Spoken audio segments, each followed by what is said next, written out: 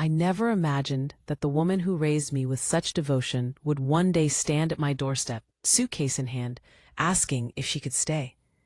But life has a way of teaching us lessons we never signed up for.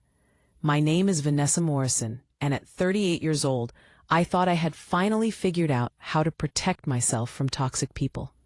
What I didn't realize was that sometimes the most toxic person in your life can be the one who gave you life. It started on a rainy Thursday evening in October.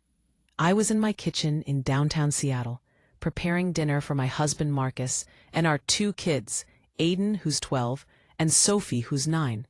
The rain was coming down in sheets, the kind of Pacific Northwest downpour that makes you grateful for a warm home and a hot meal.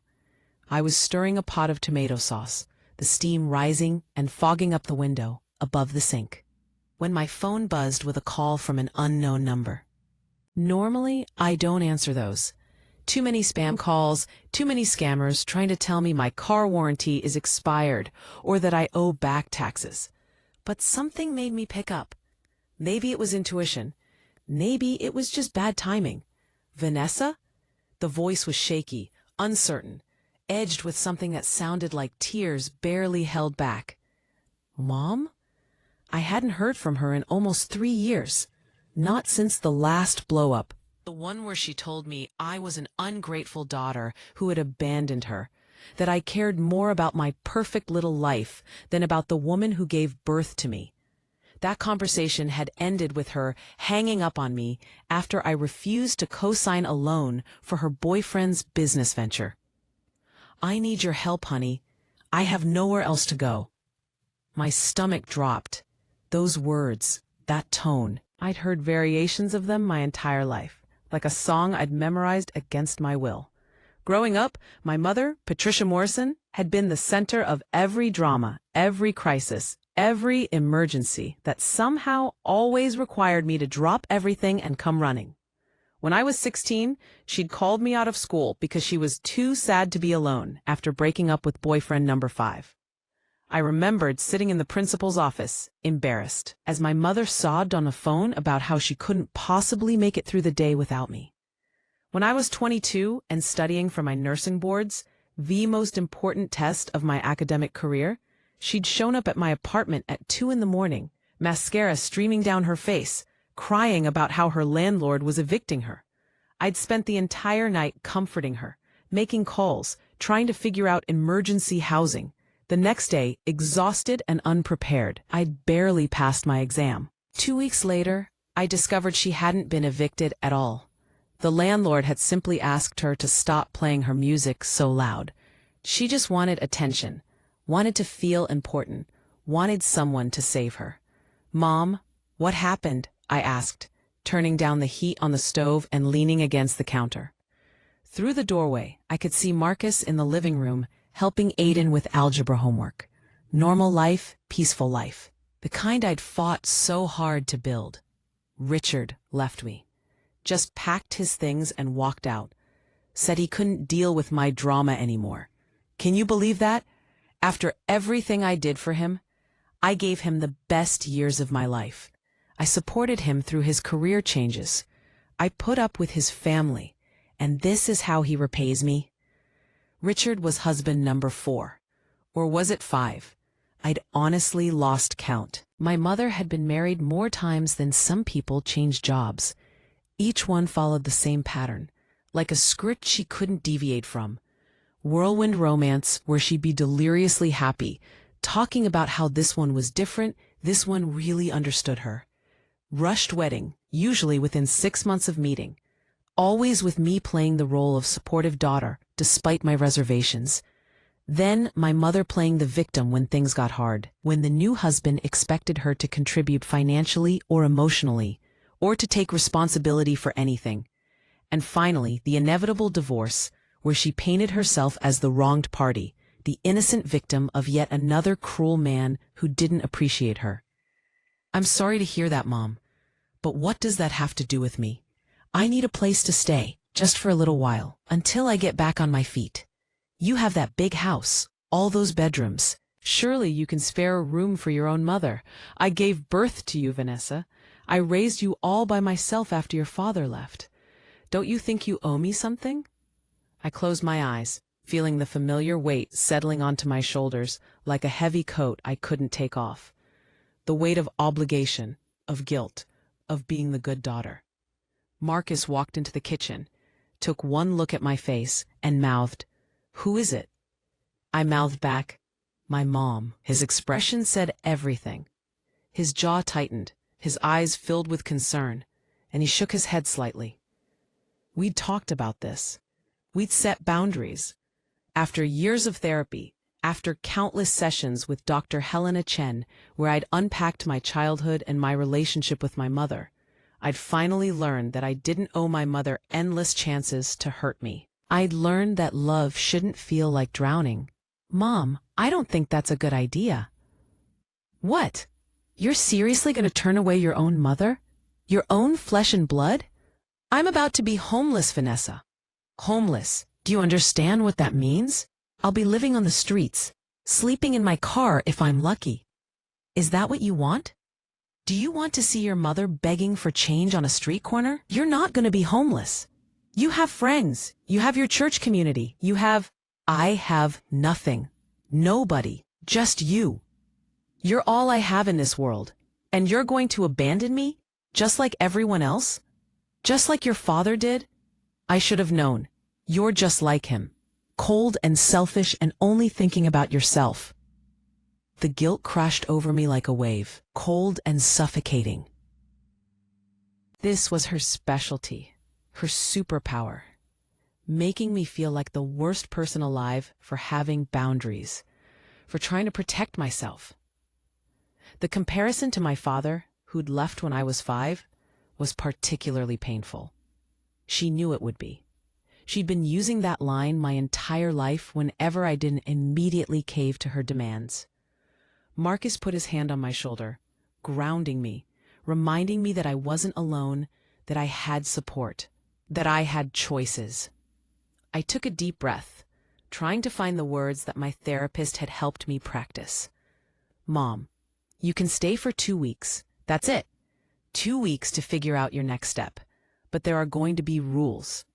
You'll need to respect our family schedule, help with household chores, and actively look for your own place."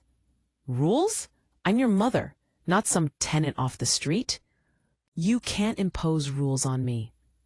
2 weeks, Mom. Take it or leave it." Silence stretched between us, heavy and loaded. I could almost hear her calculating, deciding whether to push harder or accept the terms. Finally, she spoke, her voice small and defeated. "Fine. Thank you, sweetheart. You won't regret this. I promise I'll be the perfect house guest. You won't even know I'm there." But I already did regret it. Even as the words left my mouth, even as I gave her our address and told her she could come tomorrow, I felt the dread settling into my bones. Marcus squeezed my shoulder and kissed the top of my head. "We'll get through this," he whispered. 2 weeks. We can handle 2 weeks. Husanayan, I wanted to believe him. She arrived the next day with 3 large suitcases, 4 boxes, and an attitude that suggested she was doing us a favor by gracing us with her presence. Marcus helped her carry everything to the guest room, his jaw tight, his movements careful and controlled. I knew he was trying hard not to say what he was thinking, trying to support me even though he thought this was a terrible idea. Sophie peeked around the corner, curious about this grandmother she'd only met a handful of times. "Is that Grandma?" she whispered to me. "Yes, baby. Remember your manners." If you feel my words, show your support by liking the video and subscribing to the channel. And tell me from which city you belong, so I can see how far a woman's impactful voice can reach. Help me build this community so we can bring more truthful stories for you. "This room is smaller than I expected," Patricia said, looking around the guest room with obvious disappointment. It was a perfectly nice room, painted a soft blue, with a comfortable queen bed, a dresser, and a large window that let in plenty of natural light. "And it faces the street. The noise is going to keep me up. Don't you have another room? What about that office upstairs?" That's Marcus's office. He works from home 2 days a week. The guest room is what we have available, Mom. She sighed dramatically, the kind of sigh that conveyed martyrdom and suffering. I suppose it'll have to do. I've certainly dealt with worse. You wouldn't believe the conditions Richard expected me to live in. That man had no appreciation for comfort or aesthetics. The apartment he chose was barely better than a hovel. I bit my tongue, remembering that the apartment she was describing was actually a nice 2-bedroom condo in a good neighborhood. But in Patricia's world, anything less than luxury was suffering. Over dinner that night, she regaled us with stories of Richard's alleged mistreatment, her voice rising and falling with theatrical emotion. How he'd criticized her spending habits as if she was supposed to account for every penny. How he'd wanted her to get a job as if she was some kind of charity case. How he'd refused to buy her the luxury car she wanted, insisting that her current car was perfectly functional. Aiden and Sophie sat quietly, picking at their food, clearly uncomfortable. They'd only met their grandmother a handful of times, and those visits had always ended in tears, usually mine. Once, when Aiden was 7, Patricia had criticized my parenting so harshly that I'd locked myself in the bathroom and cried for an hour. Another time, she'd told Sophie that she was getting chubby and should watch what she ate. Sophie was 5. The comment had sparked months of careful conversations about body image and self-worth. So, Mom, I said, trying to steer the conversation somewhere else, trying to inject some normalcy into the increasingly tense atmosphere. What's your plan? Where are you going to look for apartments? I can help you search online tonight if you want. Apartments? Vanessa, I can barely afford to eat right now. Richard cleaned out our joint account, took every penny we had, saved, and left me with nothing. I'm completely destitute. You said you only needed 2 weeks to get back on your feet. Well, I didn't know I'd be completely broke and homeless, did I? Things are worse than I thought. Much worse. I'll need more time. Probably at least a few months until I can save up enough for a deposit and first month's rent. Marcus and I exchanged a look across the table. His eyes said, I told you so, but his hand found mine under the table, squeezing gently. Here we go. 2 weeks was already becoming indefinite. The first week wasn't terrible, but it wasn't good either. Patricia kept mostly to herself during the days, claiming she was too exhausted and emotionally drained to do much. But she had plenty of energy to make pointed comments about everything, from our parenting style to the way I kept the house to the food I prepared. You're too lenient with the children, Vanessa. In my day, kids knew to respect their elders. They didn't talk back or question authority. Or his house could really use a deep clean. Look at the dust on these baseboards. I'd help, but my back has been acting up. You know how it is at my age. Her back was always acting up when there was work to be done, miraculously fine when she wanted to go shopping or out to lunch with old friends who still lived in the area. I'd noticed that pattern years ago but had never been brave enough to call her out on it. She'd also taken to sleeping until noon, leaving messes in the kitchen after making herself elaborate breakfasts and monopolizing the TV in the evenings. She had strong opinions about what we should watch as a family, usually shows that were completely inappropriate for the kids, or that none of us enjoyed. By the second week, the cracks started showing more obviously. When I gently suggested she start looking for work, or at least apply for assistance programs, she became indignant, her voice rising in outrage. Work? At my age? I'm 62 years old, Vanessa. Nobody wants to hire someone my age. It's age discrimination, pure and simple. And assistance? You want your mother on welfare? On food stamps? How embarrassing would that be? What would people think? Mom, there's nothing embarrassing about needing help. But you can't just stay here indefinitely doing nothing. We agreed on 2 weeks, and you need to have a plan. I'm not doing nothing. I'm recovering. I'm healing from trauma. Do you have any idea how traumatic it is to be abandoned by your husband? To have your life completely upended at my age? I need time to process, to grieve. You can't rush healing. I bit my tongue hard enough to taste blood. I wanted to say that she'd been abandoned by 4 husbands because she refused to take responsibility for anything, because she blamed everyone else for her problems, because she was exhausting to be around, because she treated every relationship like a transaction where she took and never gave back. But I didn't. Instead, I took a deep breath and tried to stay calm. Your 2 weeks are up this Sunday. We need to talk about next steps. Her face darkened, her expression shifting from wounded to angry in an instant. Next steps? You're really going to kick me out? Your own mother? I'm not kicking you out. We agreed on 2 weeks, remember? I want to help you make a plan for what comes next. The plan is I stay here until I figure things out. That's the plan. What's so hard to understand about that? That's not what we agreed to, Mom. She stood up abruptly, her chair scraping loudly against the hardwood floor. I cannot believe my own daughter is treating me like this. After everything I've done for you. I gave birth to you, Vanessa. 23 hours of labor. I raised you all by myself. I sacrificed everything for you. My career, my dreams, my youth. Everything. And this is how you repay me? Here it was, the martyr speech.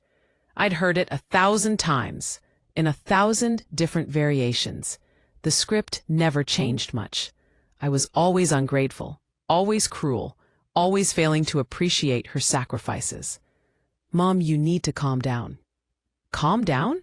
You're throwing me out on the street, and you want me to calm down? What kind of monster are you? What kind of daughter does this to her mother?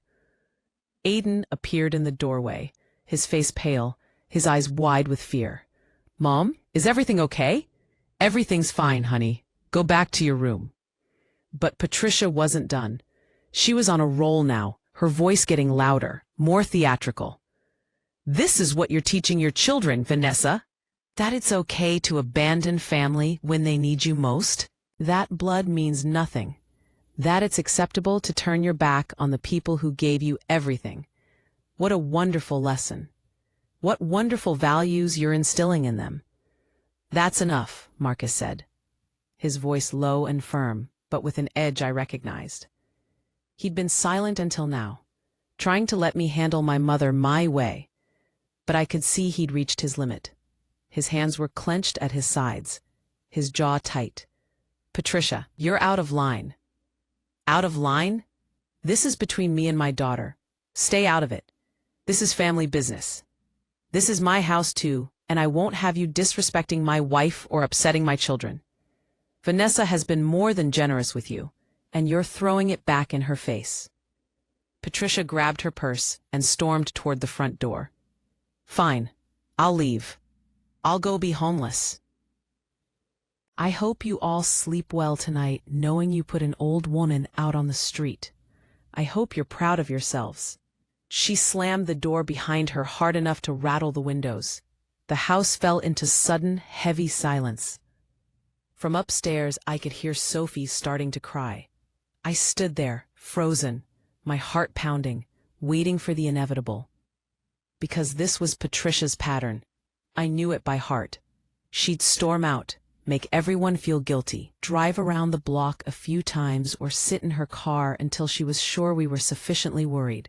Then come back expecting an apology, expecting us to beg her to stay, expecting everything to go back to her preferred normal where she called all the shots.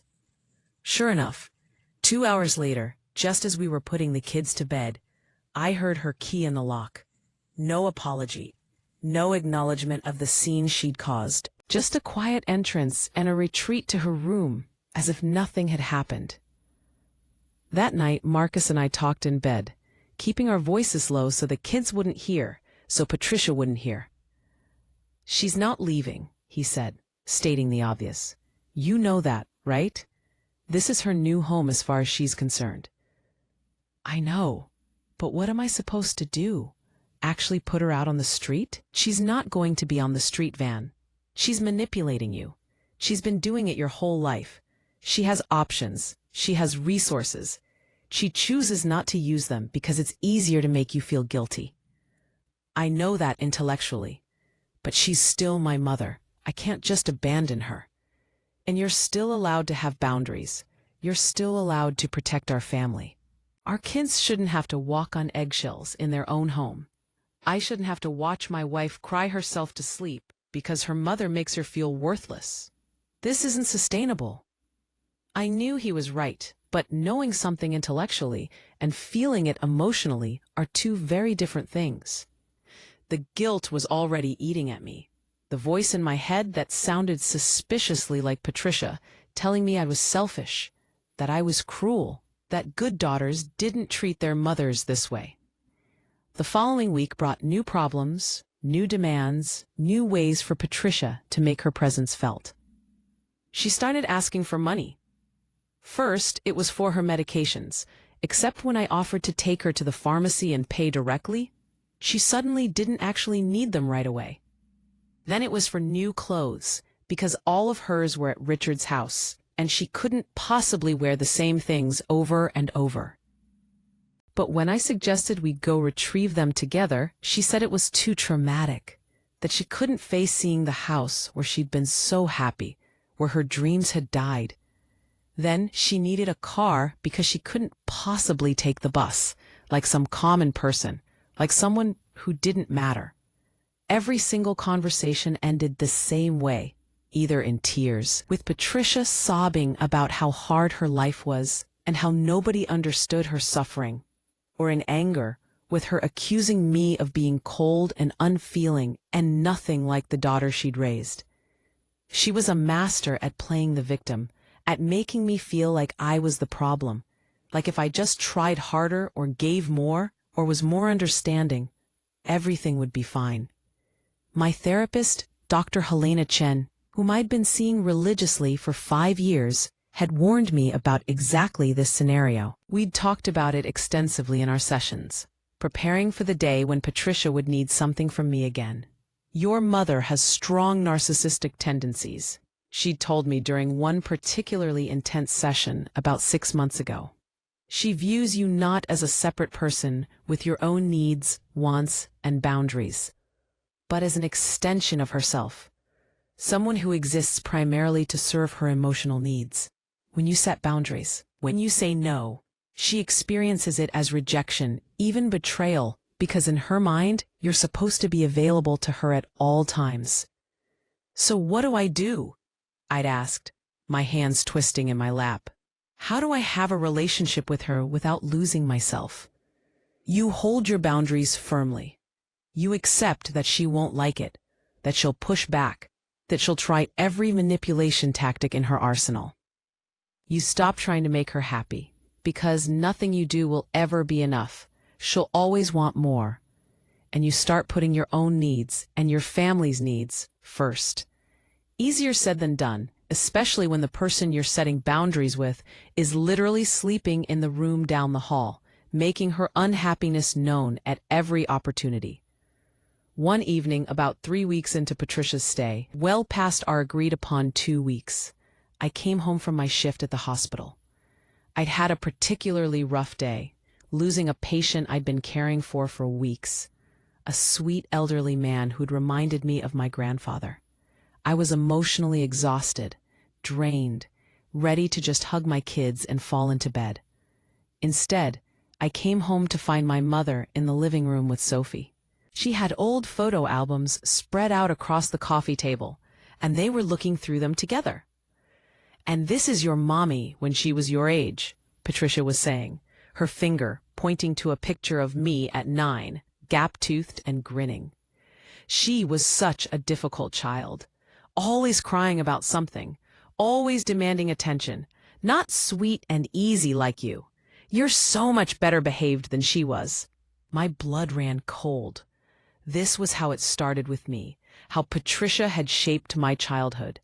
The subtle digs disguised as compliments to someone else. The comparisons that made me feel like I was never good enough. The message, delivered over and over in 1,000 small ways, that love was conditional, that I had to earn it by being perfect, by never having needs, by always putting her first. "Sophie, honey, go do your homework," I said, keeping my voice as steady as I could manage. "But Grandma was just showing me. Now please." After Sophie left, reluctantly, looking back over her shoulder with confusion, I sat down across from Patricia. My hands were shaking. "We need to talk." "About what?" "We were just bonding, Sophie and I. She's such a delightful child." "About boundaries. You don't get to criticize me to my children.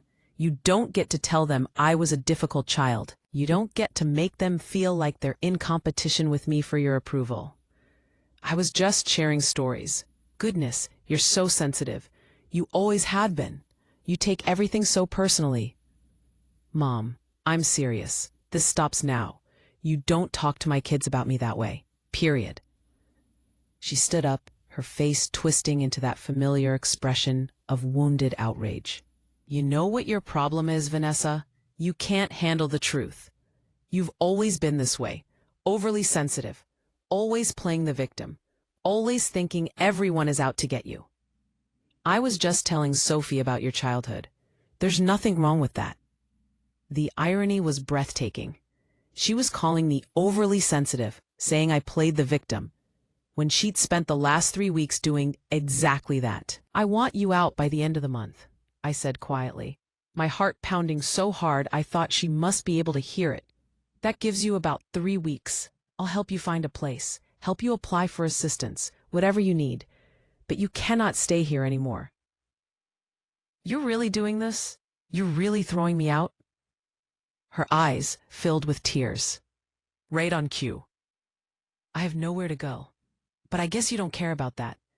I guess I'll just die alone in some homeless shelter, forgotten by my own daughter. Will you be happy then? Will you finally be free of your burden of a mother?" Every word was carefully chosen, designed to cut, to make me doubt myself, to make me feel cruel and heartless.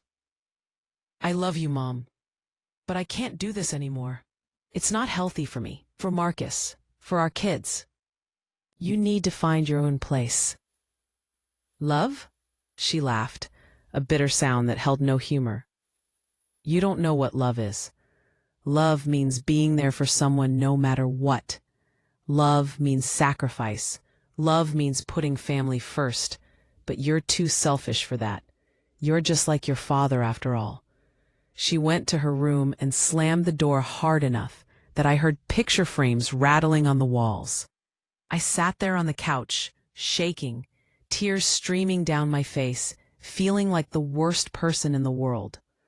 Marcus found me like that 20 minutes later, still sitting in the same spot, staring at nothing.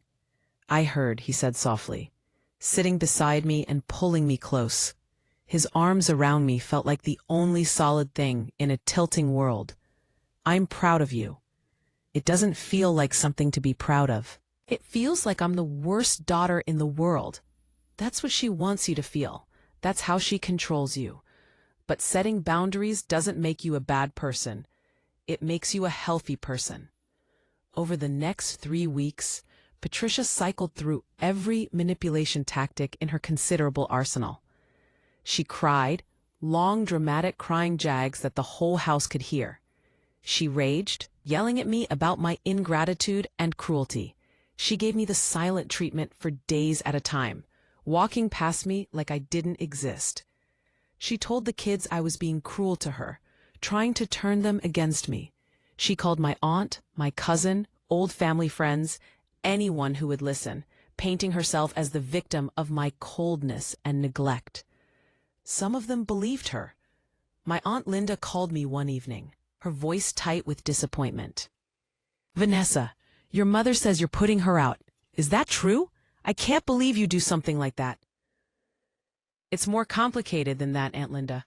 There's a lot you don't know. She's your mother. She needs you. She has nowhere else to go.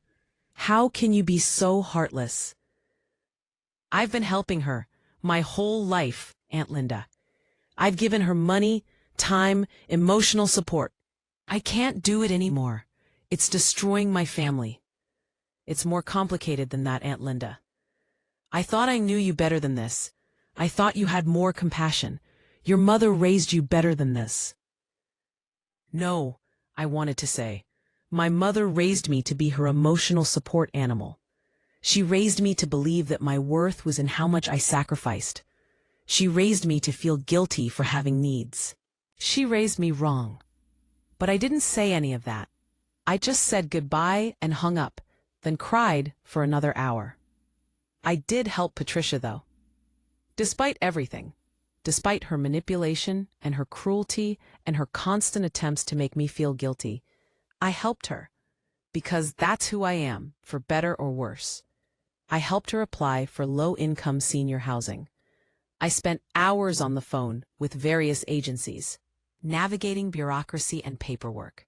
I helped her get food stamps, sitting with her at the Department of Social Services for 3 hours while we waited for her appointment. I even gave her $2,000 from my savings, money Marcus and I had been carefully setting aside for Aiden's 8th grade trip to Washington, D.C., to help with deposits and first month's rent. She took the money without thanks. Just a comment about how it wasn't nearly enough, about how she'd need at least twice that to really get back on her feet properly. No acknowledgement of the sacrifice, no appreciation for the help. Just more demands disguised as observations. The day she finally moved out felt surreal. It was a cold Saturday morning in November. I'd taken the day off work to help with the move, even though part of me wanted to be anywhere else. She'd found a small studio apartment across town, subsidized housing for seniors. I'd gone to see it with her the week before. It wasn't glamorous, but it was clean and safe and affordable on her Social Security. It had a small kitchen, a bathroom with grad bars, a main room that served as bedroom and living room, and even a tiny balcony. "I hope you're happy," she said as Marcus loaded the last box into her car, a 10-year-old sedan that I'd also helped her buy, using money from a small fund Tom's mother had left us. "I hope you sleep well tonight knowing you've abandoned your mother. I hope you're proud of yourself." "I haven't abandoned you, Mom. I've just set boundaries. There's a difference." Same thing, apparently. In my day, children took care of their parents. They didn't throw them away like trash when they became inconvenient. "You weren't inconvenient, Mom, but you can't live with us. It's not healthy for anyone." She got in her car without another word. Didn't even say goodbye to the kids who were watching from the front window. She just drove away, leaving me standing in the driveway, feeling both relief and crushing guilt in equal measure. After she left, the house felt lighter, like a heavy blanket had been lifted. The kids seemed more relaxed. Sophie started laughing more freely. Aiden stopped tiptoeing around, stopped monitoring his words so carefully. Marcus and I could finally breathe. We could have normal conversations without worrying about Patricia overhearing and turning them into another drama. We could make decisions about our own lives without her input or criticism. But the guilt remained, persistent and heavy. Late at night, I'd lie awake wondering if I was a terrible person. Shouldn't I be able to handle having my mother around? Shouldn't family come first? What if something happened to her and I regretted pushing her away? What if she really did end up homeless or hurt or alone? Would that be my fault? Dr. Chen reminded me during our next session, her voice gentle but firm. Guilt is often the price we pay for freedom from toxic people. It doesn't mean you did the wrong thing. It means you were conditioned to prioritize someone else's comfort over your own well-being. Your mother spent your entire childhood teaching you that her needs were more important than yours. That programming doesn't go away overnight. "So how do I make it go away?" I asked, wiping tears from my face. "You keep doing what you're doing. You keep holding boundaries. You keep reminding yourself that you're not responsible for her choices or her happiness. And you give yourself permission to grieve the mother you wish you had, instead of constantly trying to change the mother you do have." For a while, things were quiet. Patricia would call occasionally, always with some new crisis or complaint. But I learned to set limits on those conversations. 5 minutes, then I had to go. I stopped rushing to fix her problems. I stopped feeling responsible for her happiness. I stopped answering every call immediately.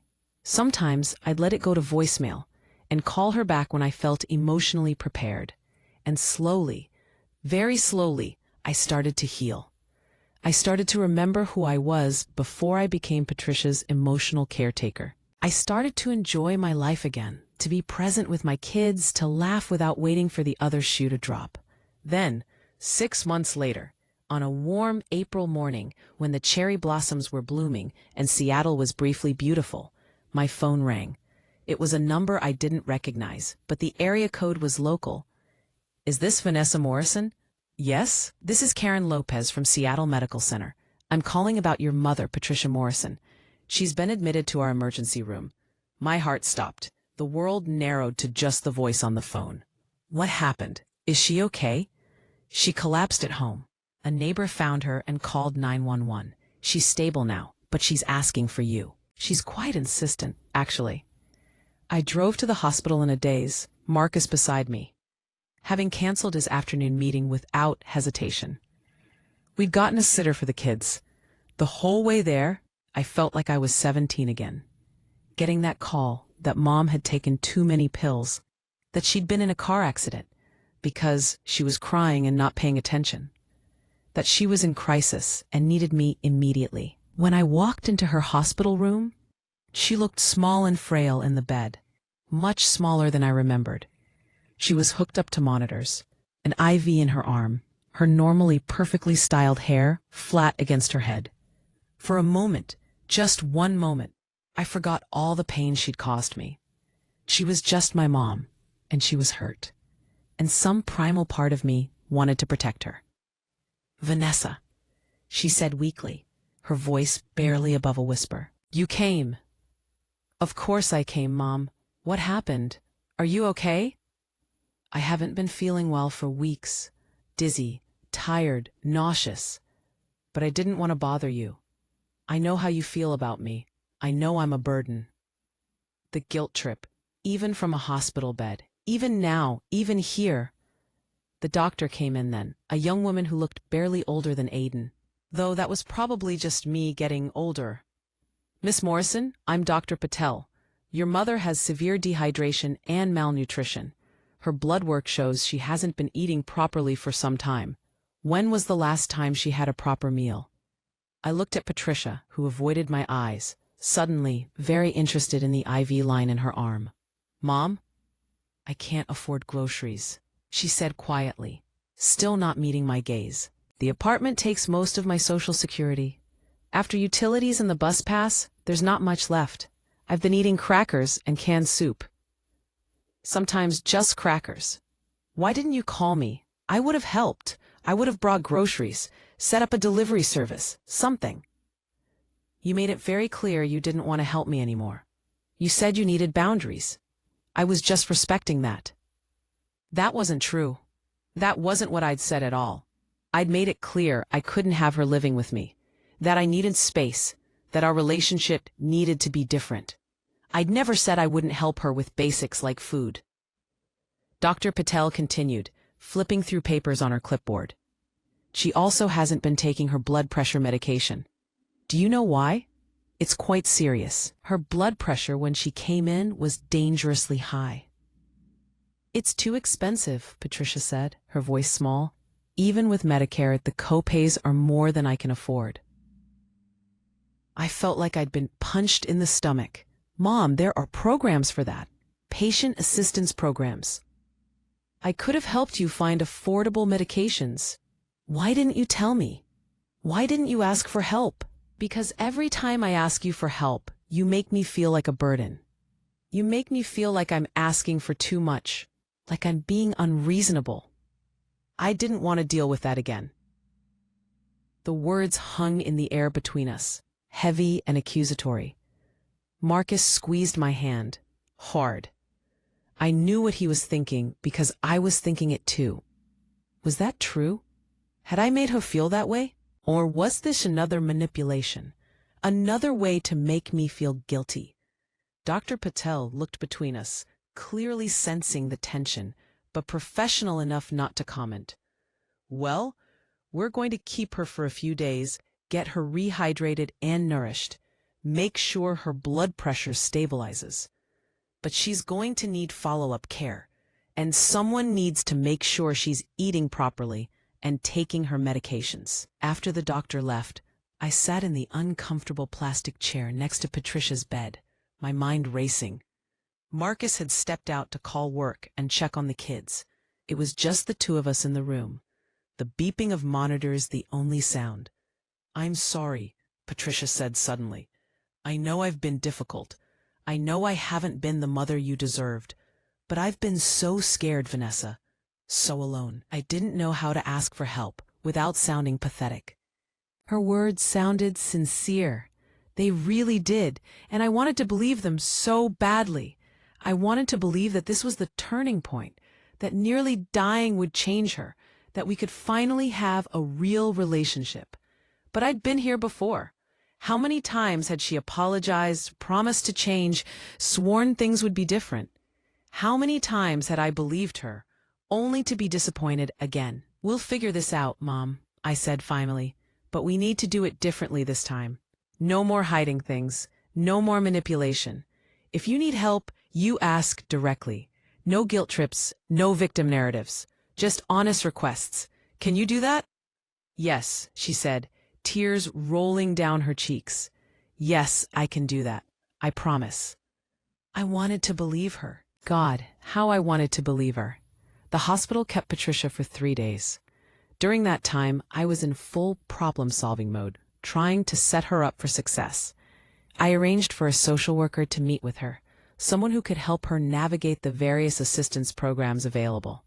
I helped her sign up for Meals on Wheels, a program that would deliver hot meals 5 days a week. I found a program that would cover most of her medication costs. I even found a volunteer organization that paired seniors with younger people who'd check in on them weekly. But I also discovered something interesting, something that changed everything. When I met with the hospital's financial counselor to help with Patricia's bills, assuming they'd be substantial, and trying to figure out how we could help, I learned something shocking. "Actually, Miss Morrison has more than adequate funds to cover her bill," the counselor said, pulling up Patricia's information on her computer. "She has a savings account with over $30,000. She'll have no problem paying." I sat in that small office, the counselor's words echoing in my head. "I'm sorry, what did you say?" "Your mother has $30,000 in savings. The hospital bill will be about $8,000 after insurance, which is significant, but well within her means." "Are you absolutely sure? There's no mistake?" The counselor turned the computer screen toward me, showing me the paperwork. There it was, in black and white. A savings account in Patricia's name, balance $32,473.16. I sat back in the chair, feeling like the biggest fool alive. She'd told me Richard cleaned out their account. She'd told me she was destitute, that she had nothing. She'd let me give her $2,000 of my own savings while sitting on over $30,000. "Are you all right?" the counselor asked. "You look pale." "I'm fine," I said automatically. "Thank you for the information." That evening, I confronted her. I had to wait until Marcus took the kids to soccer practice so we could have privacy. I sat in the chair next to her hospital bed, my hands folded in my lap to keep them from shaking. "Mom, why did you tell me Richard cleaned out your account when you have $30,000 in savings?" She had the grace to look embarrassed at least. A faint flush colored her pale cheeks. "That's my emergency fund. I can't touch that. That money is sacred." And so the conversation went so fast. "You were literally starving yourself rather than use your emergency fund? You collapsed from malnutrition rather than spend your own money? That doesn't make sense, Mom. You wouldn't understand. You've never had to worry about money like I have. You don't know what it's like to be my age with no one to depend on. I've worked since I was 15, Mom. Marcus and I both work full-time. We have 2 kids, a mortgage, student loans. We understand money worries. But we don't lie about having money when we have it. It's different. When you're my age, when you're alone, Every dollar counts. That money is for my funeral, for real emergencies. This wasn't a real emergency. You collapsed from not eating. How is that not an emergency? Huh? Oh, she turned her face away from me, staring at the wall. I wasn't lying. That money is earmarked. In my mind, it doesn't exist for daily expenses. Silence. Then, did you need the $2,000 I gave you? Silence. Then, did you need it, Mom? It helped. It made things easier. Huh. It helped. But you didn't need it. You could have used your own money. More silence. I left the hospital feeling betrayed, angry, and exhausted. When I got home, I did something I'd been avoiding for months. I called Richard, husband number 4 or 5. I'd gotten his number from Patricia's phone when she'd asked me to bring her some things from her apartment. Vanessa?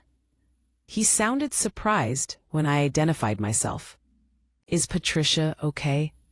I heard she was in the hospital. She's going to be fine. Richard, can I ask you something? Why did you really leave her? He sighed heavily, a sound full of weariness and resignation. Because I couldn't take the drama anymore, honestly.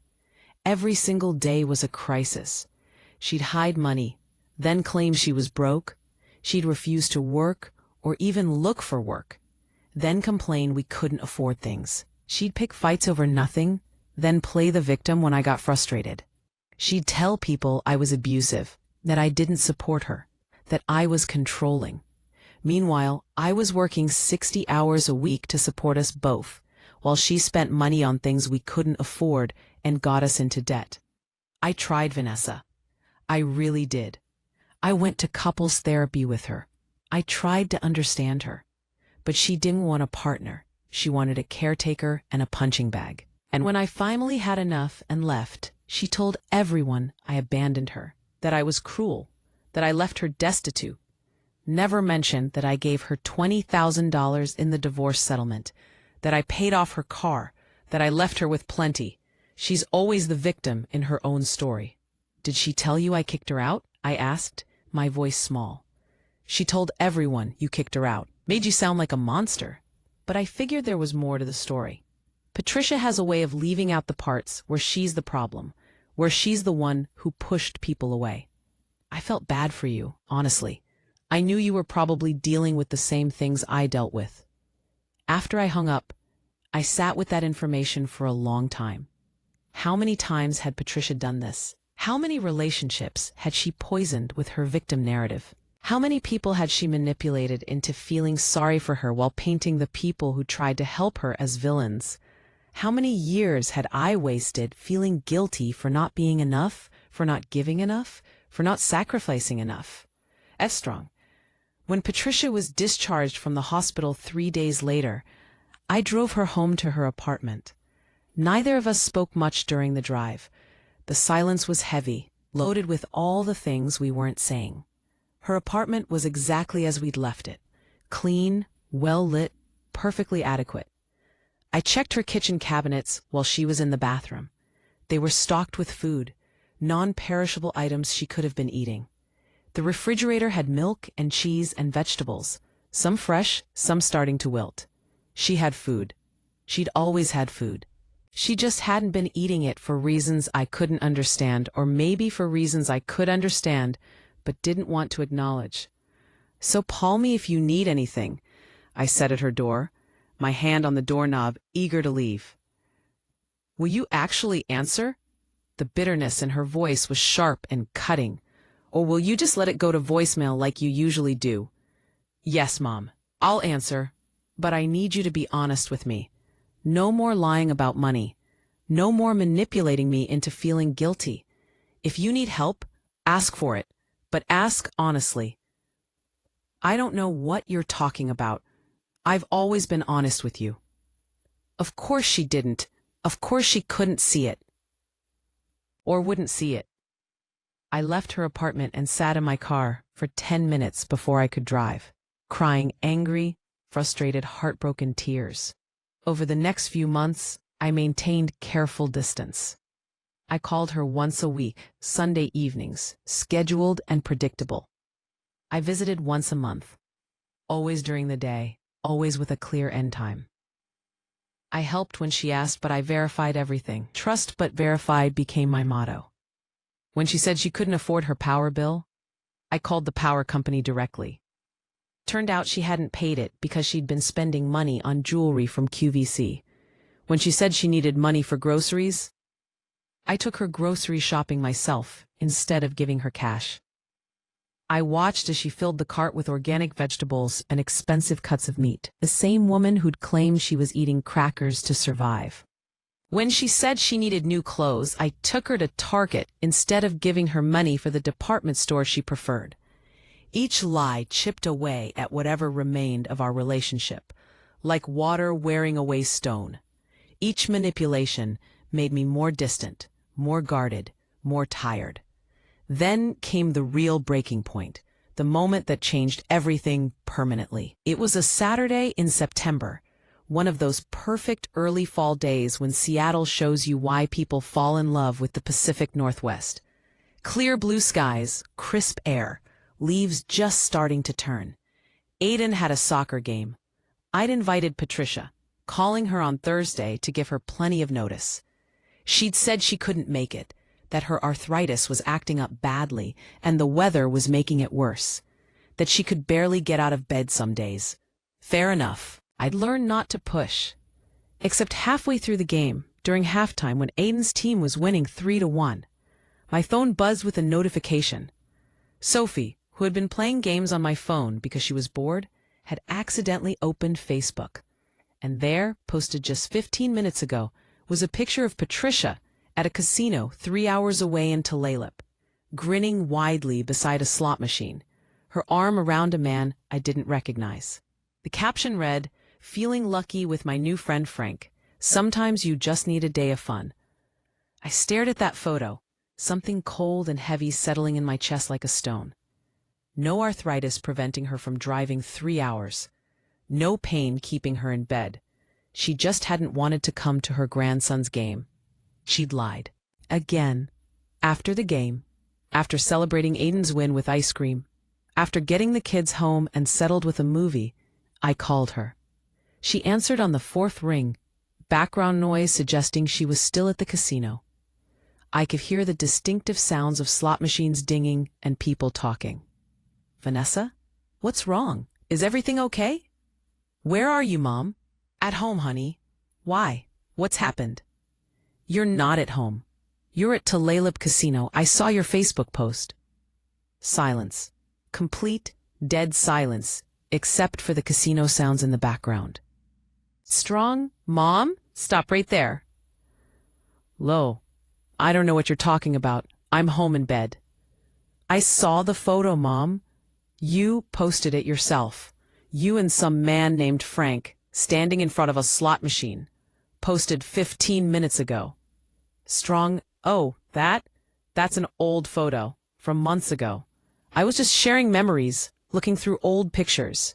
Strong, "It says posted 15 minutes ago. There's a date stamp. You're there right now, aren't you?" More silence. Then the background noise suddenly cut off. She'd moved somewhere quieter or hung up and called me back. "Fine. Yes, I'm here. I'm allowed to have a life, aren't I? I'm allowed to have friends?" "Of course you are. But who's the man in the photo?"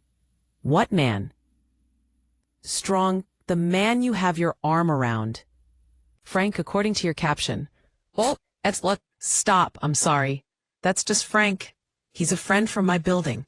We're just friends." "Well, a friend you told me you didn't have.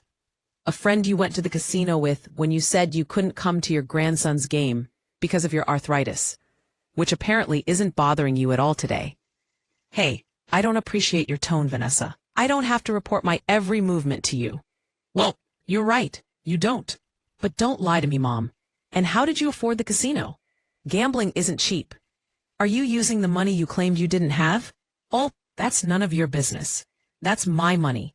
I can spend it however I want." "Oh, it is my business when you've been crying poverty to me for months. When you collapsed from malnutrition, supposedly because you couldn't afford food. When you took $2,000 from me because you claimed you were destitute, how much have you spent at the casino, Mom? I'm allowed to have some fun. God knows I've earned it after everything I've been through. I've had a hard life. I deserve some enjoyment. You've been through things because of choices you made, Mom, and you're absolutely allowed to have fun. But don't lie to me about having no money when you're gambling. Don't lie to me about being too sick to see your grandchildren when you're healthy enough to drive 3 hours to a casino. Don't lie to me at all anymore. I'm done with the lies. How dare you speak to me that way? I'm your mother. No, Mom. How dare you? I have bent over backwards for you. I have helped you, supported you, given you money, time, emotional energy. And you've lied to me at every turn. You've manipulated me. You've made me feel guilty for having boundaries. I'm done. I'm done with the lies, the manipulation, the guilt trips. I'm done being your emotional punching bag. Fine. If that's how you feel, don't bother calling me anymore. I don't need you. I never needed you. I have friends now. I have a life. I don't need an ungrateful daughter making me feel bad for daring to enjoy myself. Goodbye, Mom. She hung up on me. Or maybe I hung up on her. I honestly don't remember. I just remember sitting in my car in the soccer field parking lot. Aiden in the passenger seat looking worried, Sophie in the back playing on my phone, oblivious, and realizing something important. I wasn't sad. I wasn't even angry anymore. I was free. The weight that had been sitting on my chest for 38 years, the weight I'd been carrying for so long I'd forgotten what it felt like to breathe without it, was suddenly gone. Mom, are you okay? Aiden asked quietly, always so perceptive, so aware of emotions. Yeah, honey, I really am. I'm actually okay. That was 3 months ago. Patricia hasn't called since that day, neither have I. There have been times I've wanted to, times I've picked up the phone and stared at her number, my thumb hovering over the call button. But I haven't pressed it. My Aunt Linda tried to mediate once, about a month after the casino incident. She called on a Wednesday evening while I was making dinner. Vanessa, I think you're being too harsh. Your mother is lonely. She made a mistake. Can't you forgive her? Aunt Linda, with all due respect, you don't know the full story. You don't know how many times I've helped her, how many lies she's told, how much money I've given her while she was sitting on $30,000 of her own. You don't know about the manipulation, the guilt trips, the using my children as emotional weapons. You don't know about the hospital stay that was supposedly because she couldn't afford food, when she had plenty of money. All you know is the version she's told you, the version where she's the victim and I'm the cruel daughter. She wouldn't lie about something like that. She's your mother. She lies about everything, Aunt Linda. Ask Richard. Ask any of her ex-husbands. Better yet, call the hospital and ask them about her finances. Call her apartment building and ask if she pays her rent on time. She can afford to live. She can afford to eat. She just chooses to spend her money on casinos and QVC instead, then complains she has nothing. I can't believe you're being so cold about this. Family is supposed to forgive. Family is also supposed to be honest, supportive, and respectful. She's been none of those things. I love you, Aunt Linda, but unless you're willing to hear my side without judgment, we can't have this conversation. I've set boundaries for my mental health and my family's well-being. I'm not going to apologize for that. Silence. Then, more softly. I just don't want you to have regrets when she's gone. The only thing I regret is not doing this sooner. I regret the years I wasted trying to earn love that was always conditional. I regret the money I could have saved for my kids' education. I regret the stress I put on my marriage. I regret exposing my children to her toxicity, but I don't regret protecting them now. I don't regret choosing my peace. After we hung up, I felt lighter. Every time I stood up for myself, every time I held a boundary, it got a little easier. The guilt, got a little quieter. Marcus has been my rock through all of this, reminding me on the hard days that protecting my peace isn't selfish, it's necessary. You're not a bad person for refusing to set yourself on fire to keep someone else warm. He tells me when I'm doubting myself. You're not abandoning her. You're just refusing to participate in a toxic dynamic. Dr. Chen told me something in our last session that really stuck with me. We'd been talking about closure, about whether I needed it, whether I should try one more time to have a real conversation with Patricia. You can't have a real relationship with someone who refuses to be honest, she said, leaning forward in her chair, her expression serious. You've been trying to build a bridge to your mother for years, but she keeps burning it down. At some point, you have to accept that the bridge will never stand. And that's not your failure. It's hers. You've done everything you could. You've been patient, generous, forgiving. You've set clear boundaries and offered help when she was honest. She's the one who couldn't meet you halfway. So, what do I do with all this guilt? I asked, tissues balled up in my hands. You sit with it. You acknowledge it. You understand where it comes from, that it's programming from your childhood. And gradually, you replace it with other feelings. Pride that you protected your children. Relief that you're no longer in a toxic dynamic. Peace that you finally chose yourself. It takes time, but it happens. She was right. It is happening. Slowly, but it's happening. Aiden and Sophie have adjusted surprisingly well.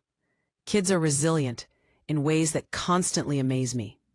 They ask about Grandma sometimes, usually around holidays or when they see their friends with their grandparents.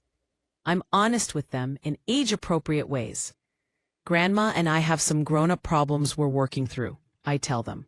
Sometimes adults have relationships that aren't healthy, and the best thing to do is take a break from each other. It's not about you. You did nothing wrong. You're loved and valued, and that will never change. But don't you miss her? Sophie asked last month, her 9-year-old face scrunched up with concern. I miss the grandmother I wish I had, I told her honestly. But the relationship we actually have isn't good for me. Sometimes we have to make hard choices to protect ourselves, even when it makes us sad. She seemed to understand, or at least accept it. Aiden, older and more aware, has never brought it up since that day in the soccer field. But I've noticed him watching me sometimes, checking to make sure I'm okay, and I appreciate his quiet support more than I can express. The holidays are coming up again. Thanksgiving is just a few weeks away, then Christmas. For the first time in my life, I'm not dreading them. There won't be any drama, any last-minute emergencies, any guilt trips about not spending enough time with Patricia or not buying the right gifts. Just our little family. Marcus, me, Aiden, and Sophie, along with some close friends. Peaceful, whole, exactly what holidays should be. I know some people won't understand my choice. They'll think I'm heartless for cutting off my mother. They'll say blood is thicker than water, that you only get one mother, that I'll regret this when she's gone, that I should be the bigger person. Maybe they're right. Maybe I will regret it someday. But I've learned that regret comes in many forms. Yes, I might regret not having a relationship with her when she dies. I might regret that my kids don't have that grandmother figure in their lives.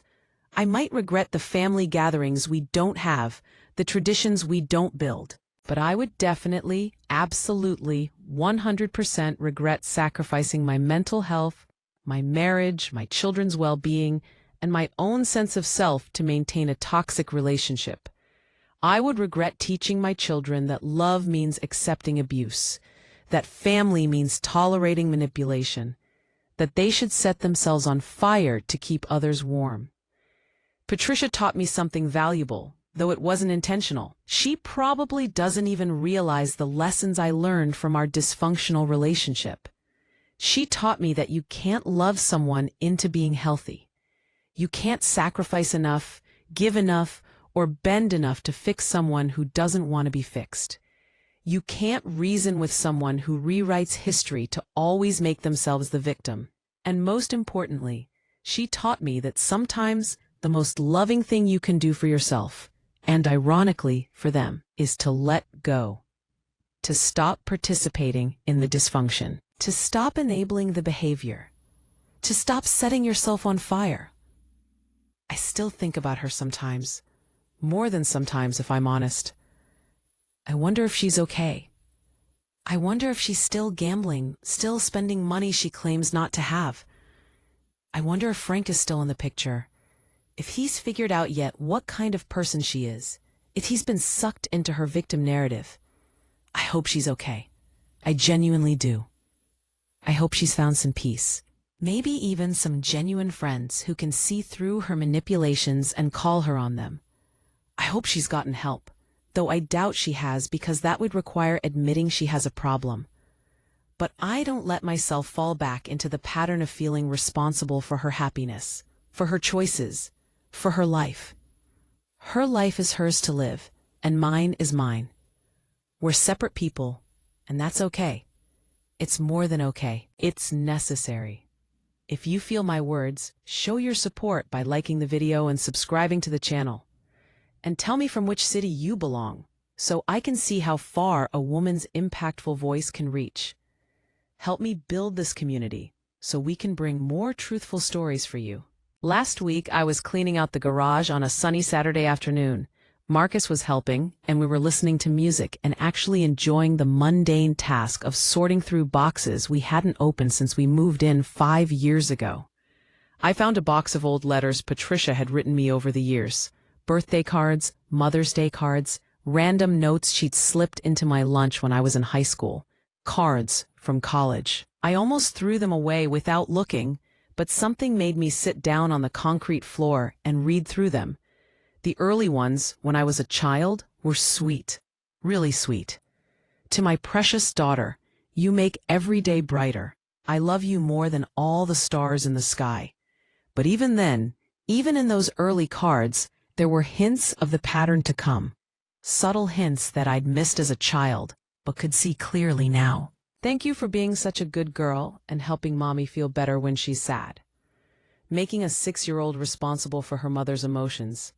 That's not normal. That's not healthy. As I got older, the letters changed. The sweetness faded, replaced by something more transactional. More demands disguised as affection. You're the only one who understands me, Vanessa. The only one who doesn't judge me. Translation. You're the only one I can still manipulate. I don't know what I'd do without you. Translation. I need you to take care of me. You're such a wonderful daughter, always there when I need you. Translation. Keep being there when I need you, or you're not wonderful anymore. By the time I reached my 20s, the cards had become almost entirely about her needs. Thank you for helping with rent this month. You're a lifesaver. Thanks for co-signing that loan. You're the best.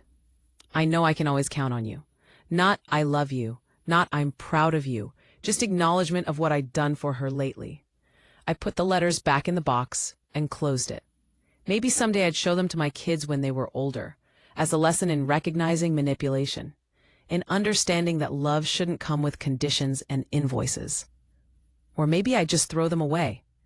Either way, they didn't have power over me anymore.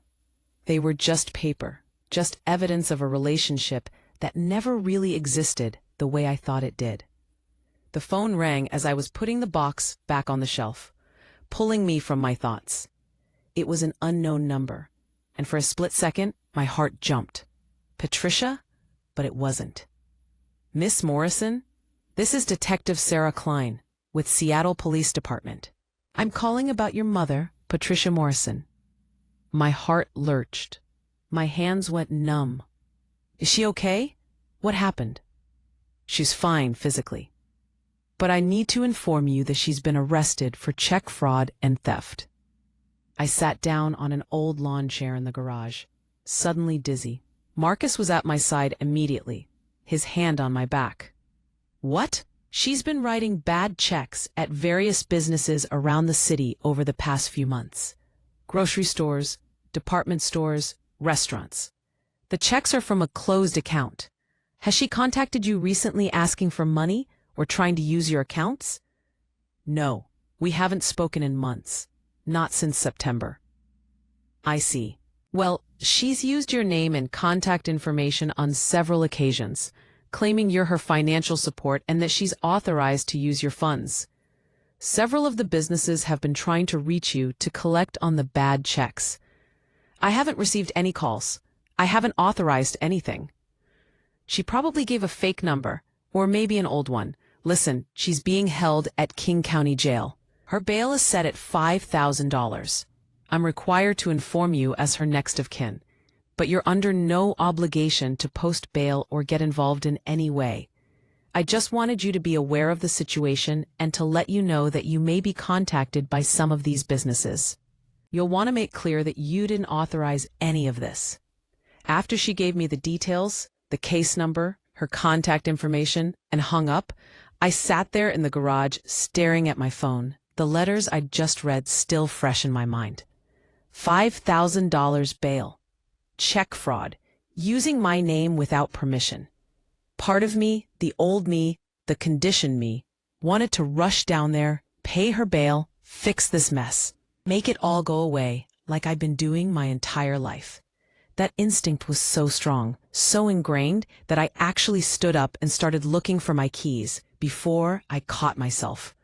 But the new me, the healthier me, the me who'd been working so hard in therapy and setting boundaries and choosing my own well-being, knew better. This was a consequence of her choices, a legal consequence that I couldn't and shouldn't fix. I didn't make her write bad checks. I didn't make her use my name. I couldn't keep bailing her out, literally or figuratively, from problems of her own making. I called Marcus at work, even though I knew he was in a meeting. He answered immediately, probably seeing my name and knowing I wouldn't call during work hours unless it was important.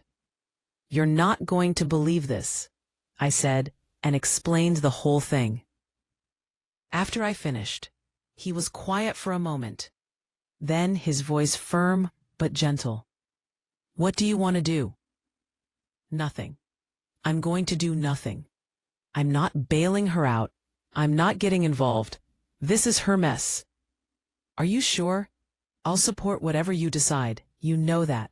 But are you sure you can live with that choice?" "Yes, I'm sure. This is a consequence of her choices. She committed fraud, Marcus. She used my name without permission. I need to let her face the consequences. If I bail her out, what am I teaching her? That she can keep doing whatever she wants and I'll always fix it? No, not this time, not ever again." "Okay, then that's what we'll do. Or not do, I guess. And Van, I'm proud of you. I know this isn't easy." After we hung up, I called Detective Klein back and informed her that I wouldn't be posting bail, that Patricia was not authorized to use my name or information, and that I wanted to make a formal statement to that effect. The detective was professional and understanding. She mentioned, almost casually, that this wasn't Patricia's first offense. Apparently, she'd had similar charges in California years ago, before I was born. Charges I'd never known about. "Your mother has a pattern," the detective said carefully. "This is classic financial fraud behavior. I've seen it before. She'll likely get probation and mandatory counseling if this is her first offense in Washington. But you should know that people with this pattern usually don't change unless they face serious consequences." The guilt tried to creep in as I hung up. "Your mother is in jail, and you're not helping her. What kind of daughter are you? What will people think? What if something happens to her there?" But I recognized those thoughts for what they were. Patricia's voice in my head, the programming of 38 years of manipulation and guilt trips. A real daughter wouldn't enable criminal behavior. A real daughter would let her mother face consequences and hopefully learn from them. A real daughter would protect her own family first, would refuse to participate in illegal activities, would set clear boundaries even when it hurt. That night, I told Aiden and Sophie what happened, carefully and age-appropriately. They deserve to know, to understand that actions have consequences, that even family members sometimes make bad choices that we can't fix for them. Grandma made some mistakes and broke some rules, so she's in a kind of timeout for grown-ups, I explained as we sat together on the couch after dinner. It's like when you break a rule at school and have to go to the principal's office, but for adults and more serious. Sometimes people we love make bad choices, and we can't fix it for them. They have to face the consequences and hopefully learn from them. Is she going to be okay? Sophie asked, her eyes wide with concern. Even with limited contact, she was worried about her grandmother. Kids are like that, generous with their hearts.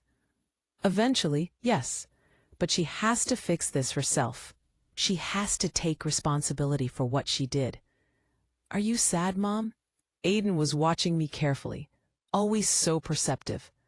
I thought about it honestly, not wanting to lie to them, but also not wanting to burden them with adult emotions. I'm sad that she keeps making choices that hurt herself and other people. But I'm not sad that I'm not rushing to fix it, and I'm not sad that I'm protecting our family. Does that make sense? He nodded slowly, processing. I think so.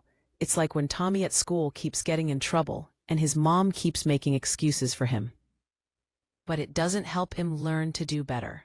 Exactly like that. Sometimes the most loving thing we can do is let people face the natural consequences of their actions. 3 days later, my Aunt Linda called. She'd heard about Patricia's arrest from one of Patricia's friends, someone from her building who'd somehow gotten Linda's number. Vanessa, your mother needs you. She's in jail, for God's sake. You can't just leave her there. I know she's in jail, Aunt Linda. The police called me. And you're just leaving her there? How can you be so cold? She's your mother. I'd reached my limit with this conversation, with this judgment from people who didn't know the full story, and didn't want to know it. She committed fraud, Aunt Linda.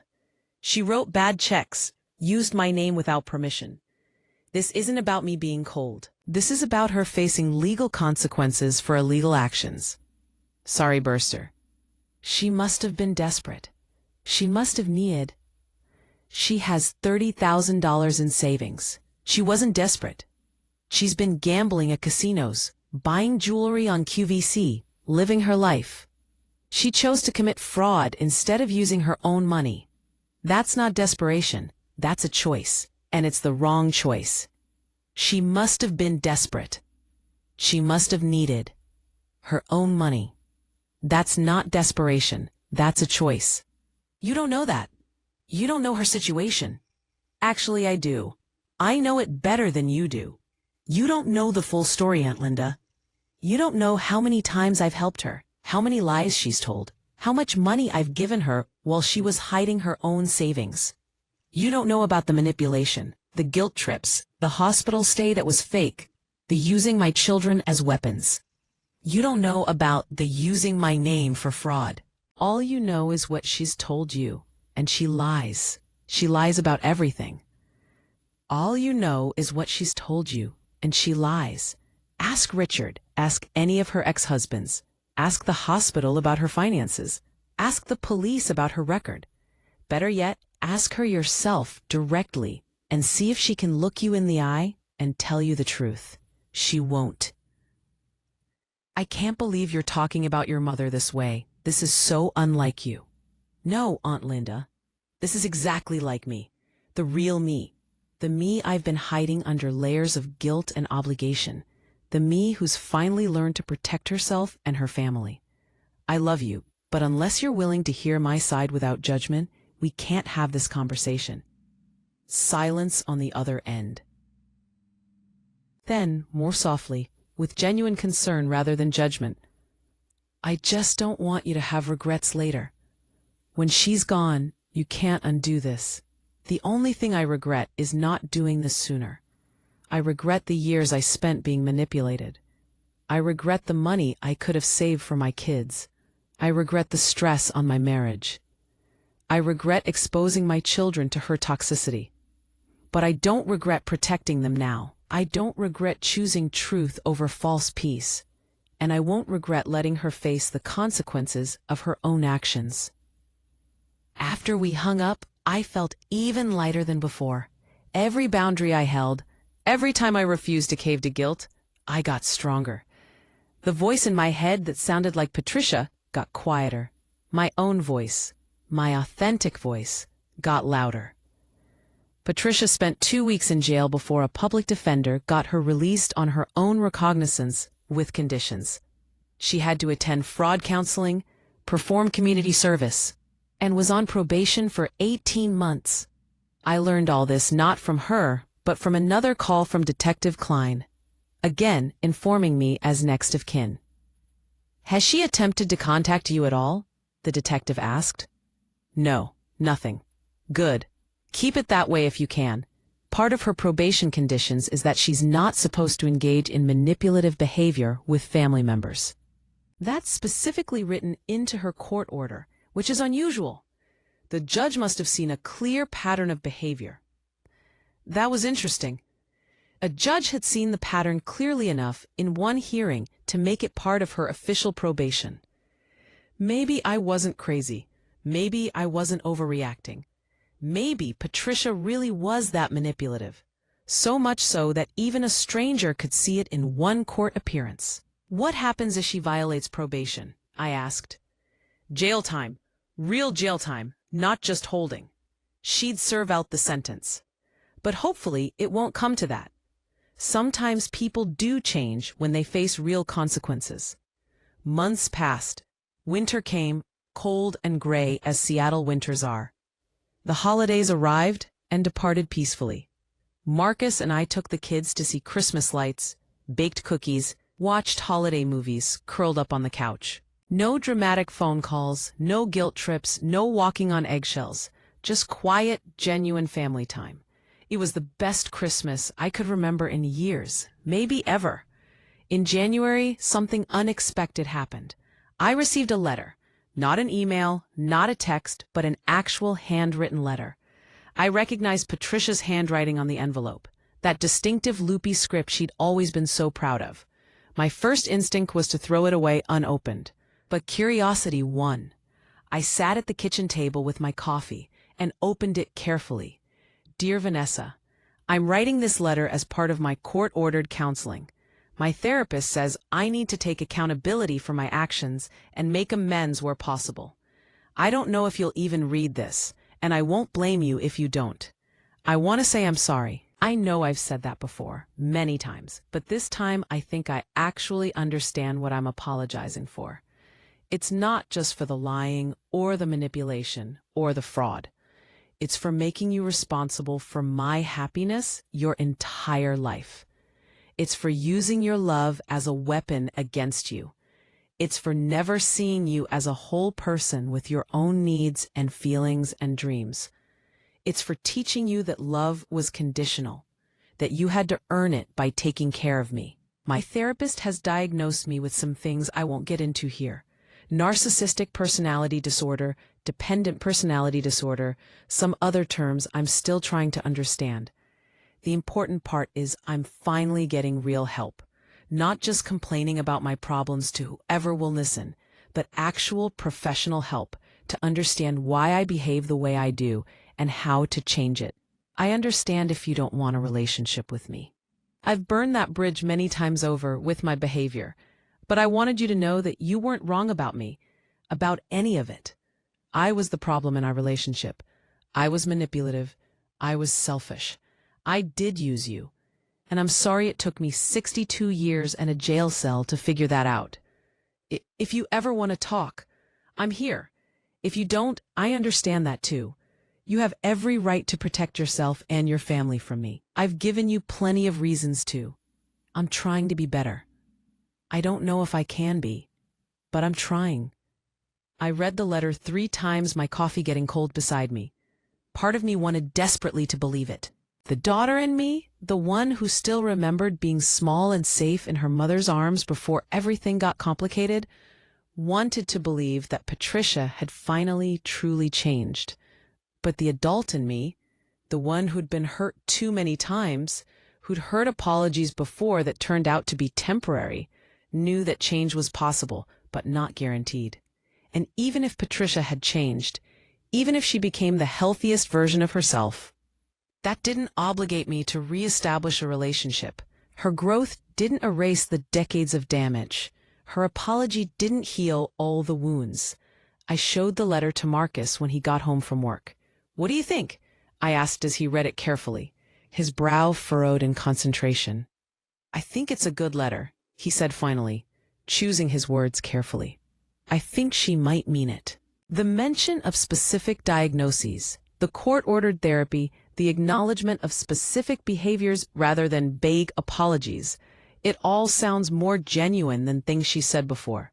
But Van, you're allowed to take your time with this, or not respond at all. You don't owe her forgiveness just because she finally apologized. You don't owe her a relationship just because she's supposedly getting help.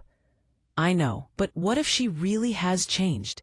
What if this is real and I missed the chance to have a real relationship with her? He pulled me close, kissed my forehead. Then that's a choice you're making, to protect yourself, and it's still valid. You can't unring that bell. You can't unhear all the lies, undo all the manipulation, unfeel all the pain. Even if she's completely different now, you're still allowed to choose not to risk it again. Dr. Chen said something similar when I brought the letter to our next therapy session.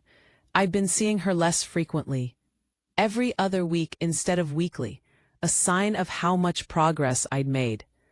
An apology, even a seemingly sincere one, doesn't erase years of trauma, she said, holding the letter I'd brought to show her. If you want to respond, that's okay. If you don't, that's also okay. If you want to wait and see if the changes stick before you re-engage, that's okay too. The important thing is you're choosing what's best for you, not what's expected of you, not what makes other people comfortable, but what genuinely serves your well-being and your family's well-being. How do I know what that is? I asked. How do I know if I'm protecting myself or just being stubborn and unforgiving? Ask yourself this.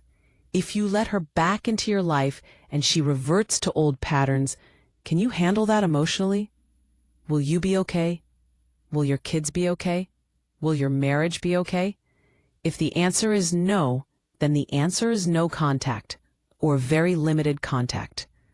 If the answer is yes, that you've built up enough emotional resilience to handle potential disappointment, then maybe you try, but slowly, with clear boundaries, with an exit plan. I thought about it. I thought about it for a week. Finally, I decided to write back. Not because I owed her a response, not because I was ready for a relationship, but because I wanted to, because it felt right to acknowledge her apology, even if I wasn't ready to accept it fully. I thought about it for a week. Finally, I decided to write back. Not because I owed her a response, not because I was ready for a relationship, but because I wanted to, because it felt right to acknowledge her apology, even if I wasn't ready to accept it fully. Even if I wasn't ready to accept it fully. I thought about it for a week. Finally, I decided to write back. Not because I owed her a response, not because I was ready for a relationship, but because I wanted to, because it felt right to acknowledge her apology, even if I wasn't ready to accept it fully. If the answer is no, then the answer is no contact or very limited contact. If the answer is yes, then the answer is no contact or very limited contact. If the answer is yes, then the answer is no contact or very limited contact. No contact is enough, and if 5 kids or 2 people is a problem. No contact is not enough to become a deal breaker. Dear Mom, and thank you for your letter. Loved, too emotionally. Thank you for your letter. I appreciate the apology, and I'm genuinely glad you're getting professional help. You deserve to be healthy and happy, and it sounds like you're finally taking steps in that direction. I'm not ready for a relationship right now. I need more time to heal from everything that happened over the years. This isn't about punishing you. It's about protecting myself and my family while I continue my own healing process. But I'm not saying never. I'm saying not now. If your changes are real and lasting, if you continue with therapy and make genuine progress, maybe someday we can try again. Slowly, with clear boundaries, with honesty. I hope your therapy continues to go well. I hope you find peace and real happiness that doesn't depend on controlling or manipulating others. Take care of yourself, Vanessa. Short, honest, clear boundaries. I mailed it and felt okay about it. Not ecstatic, not victorious, just okay. Neutral. At peace with my choice. 2 months later, Patricia sent another letter. It wasn't asking for anything, demanding anything, or guilt-tripping me about anything. It was just an update on her life. She'd gotten a part-time job at the library, something she'd mentioned wanting to do for years, but never followed through on. She joined a book club through her apartment building. She was taking her medications regularly and attending therapy every week. She'd completed her community service hours. No drama, no crisis, no manipulation. Just life updates, like you might send to a distant friend. If you feel my words, show your support by liking the video and subscribing to the channel. And tell me from which city you belong, so I can see how far a woman's impactful voice can reach. Help me build this community so we can bring more truthful stories for you. I didn't respond to that one, but I kept it, put it in a folder with her first letter. Not sure why. Maybe as evidence that change was possible? Maybe just to have? Another month passed, then another. Each month, like clockwork, a new letter arrived. Always respectful, never pushing, never asking for anything. Just Patricia's life in snapshot form. She'd started volunteering at an animal shelter, walking dogs on Saturday mornings. She'd made a friend named Dorothy from her book club. They'd seen a movie together. She'd celebrated her 63rd birthday quietly with cake from the grocery store and a phone call with Aunt Linda.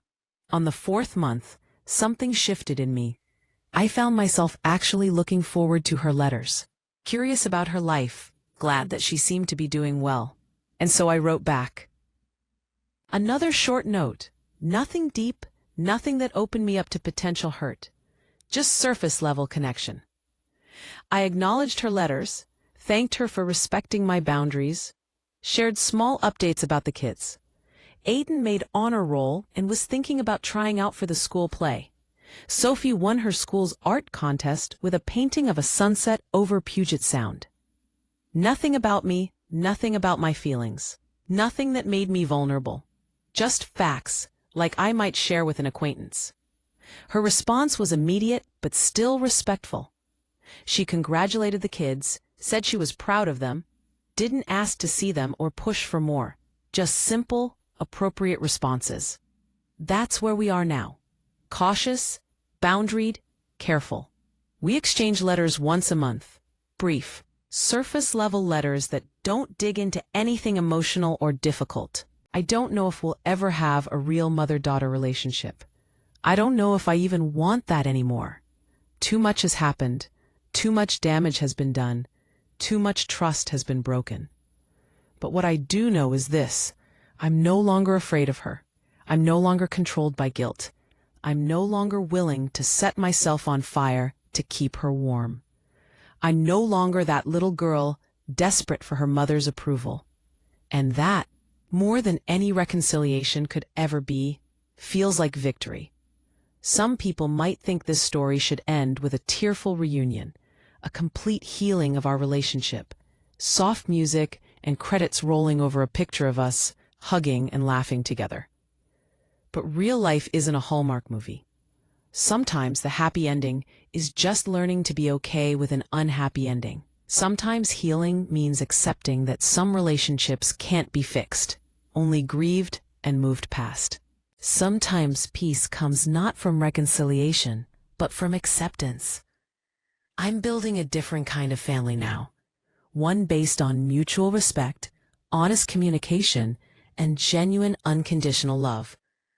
Marcus, Aiden, Sophie, they're my foundation. They're my home. And I'm teaching my kids something that nobody taught me.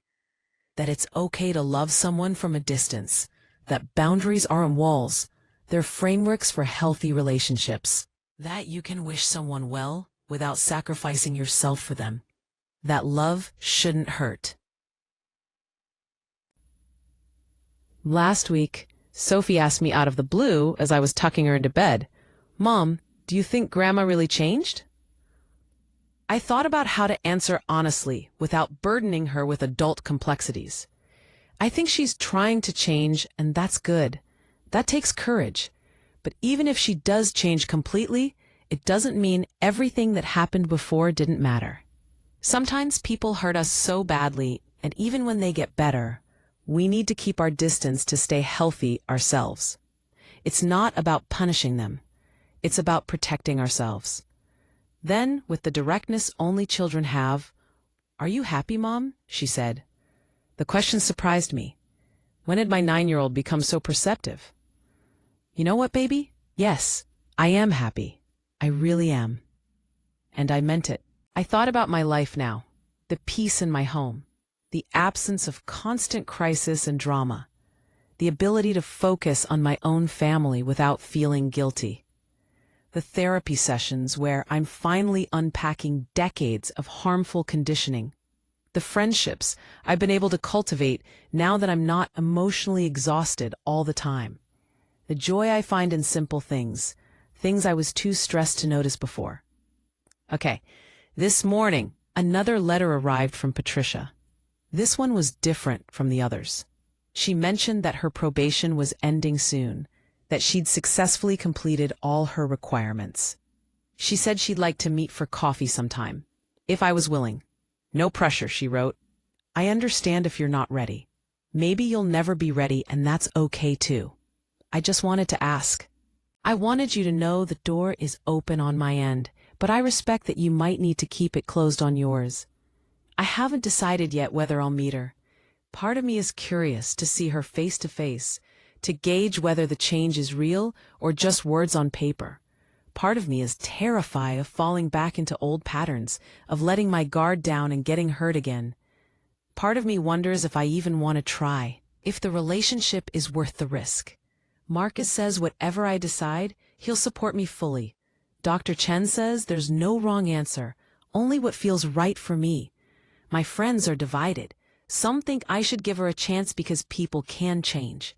Others think I should protect myself because leopards don't change their spots. But here's what I've learned through all of this. What all the pain and struggle and growth has taught me, nobody else can tell me what the right choice is. They don't live in my head. They don't carry my history. They don't know the weight of what I've carried all these years. They don't understand the specific texture of my pain, my fear, my hope. Only I can decide what I can handle, what risks I'm willing to take, what I need to feel safe and whole. Maybe I'll meet Patricia for coffee in a public place with a clear time limit. Maybe I won't. Maybe we'll rebuild some kind of limited relationship with strict boundaries. Maybe we'll stay at this safe distance of monthly letters forever.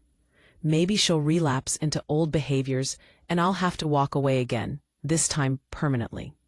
Maybe she really has changed and we'll find a new way to be mother and daughter, different from before, less close but healthier.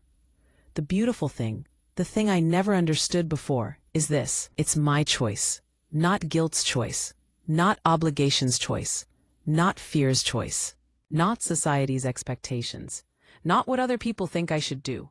Mine, my choice, made from a place of self-respect and self-care, rather than shame and conditioning. And whatever I decide, I'll be okay. Because I've learned something crucial.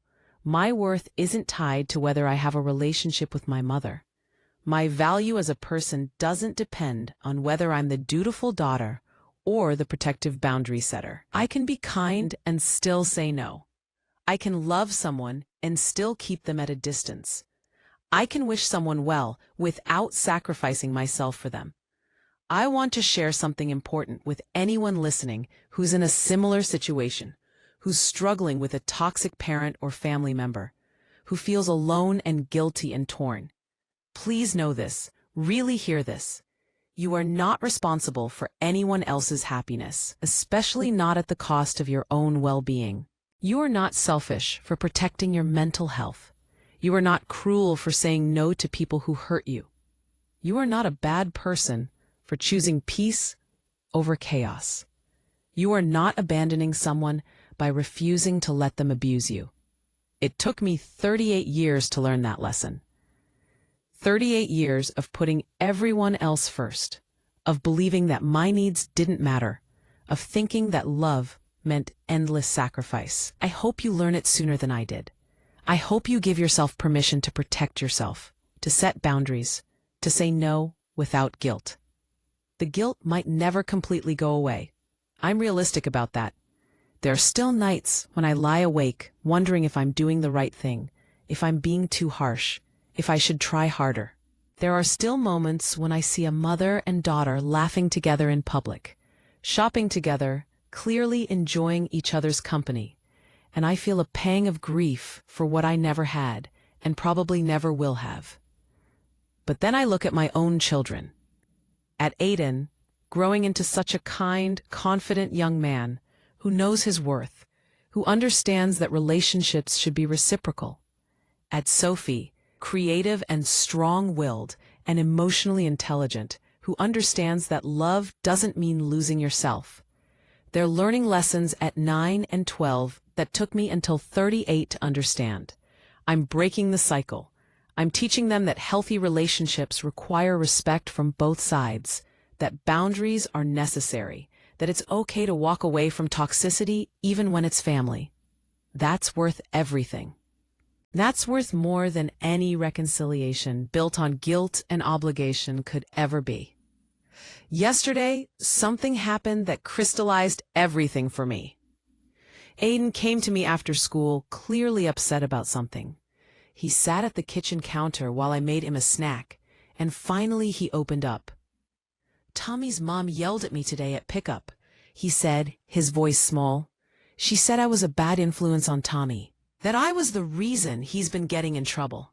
But Mom, I haven't done anything wrong. Tommy's been skipping homework and lying to his parents, and when they found out, he told them it was my idea. It wasn't. I told him not to, but he did it anyway, and now he's blaming me."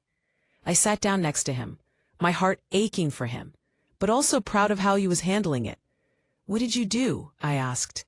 I told Mrs. Peterson the truth, that I didn't skip homework, that it was Tommy's choice, that I actually told him it was a bad idea.